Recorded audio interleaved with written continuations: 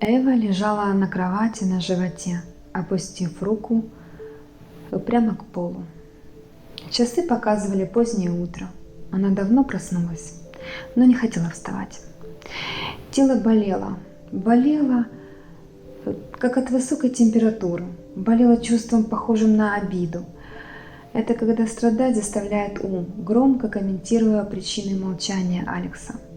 Жестоко обливает ледяным равнодушием с головы до ног даже в самую сильную жару. Хочется громко сказать: «Все равно смогу без тебя. Смогу забыть твое безразличие, свои все попытки, слабость одну на двоих. Я все оставлю позади. Это произойдет когда-нибудь. Остыну, как недопитый кофе в чашке на столе». Она перевернулась на спину, отбросив руку на кровать, и посмотрела в окно. Искать причины и оправдания унизительно, но только для ума. Люди очень привыкли думать, что если не произносят слова, значит молчат. Но это ведь неправда. У каждого молчания свой страх, гордость и длинная дорога причин. А еще люди привыкли бояться сложности быть рядом с чьим-то молчанием. Им кажется, что их не помнят, что они не важны. Но если не испугаться и найти силы быть рядом в молчании другого, можно услышать ответы. Так происходит встреча. Вдруг поймешь ты. И рождается близость. Это кто-то промолчит в ответ. Так продолжается связь. Это вы просто почувствуете друг друга на расстоянии и в полной тишине. Открылась входная дверь, нарушив сквозняком ее мысли. Тонкая белая штора от порыва ветра взлетела к самому потолку и опустилась обратно вниз крылом большой бабочки. В придуманном мире, где Эва — маленькая точка в многоточии, которую так любил всегда ставить Алекс. Это муж вернулся. Наверное, забыл что-то. Эва закрыла глаза и сделала вид, будто спит.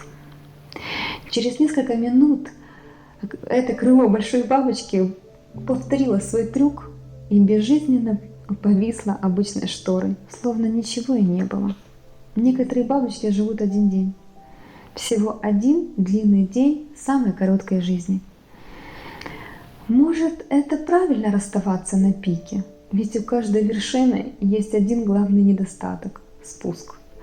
Вдвоем спускаться в быт и суету обычной жизни – скучная, если не сказать очень печальная участь. Эва опять представила жизнь с ним. Представила, как провожает его на работу, как они вместе ходят за покупками, обедают на кухне, выбирая друг другу подарки на Рождество, как он. А что он? Она ничего не знала о нем и даже не помнила, о чем они разговаривали.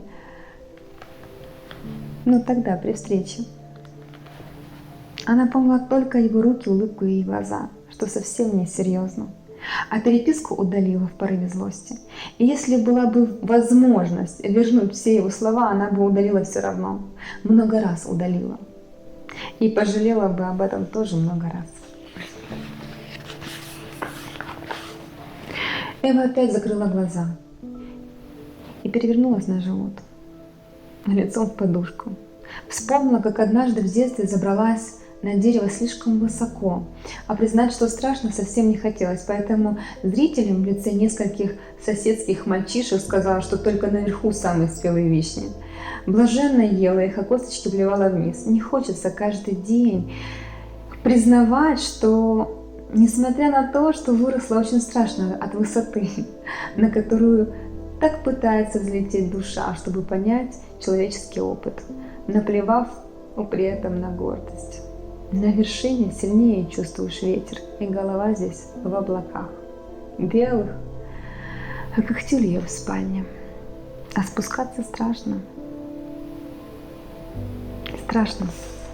Страх нас очень часто останавливает в самом главном опыте, самой большой радости, самом неизвестном и желанном. Не бойтесь, будьте смелее. Благодарю, с вами была Анна Энберт.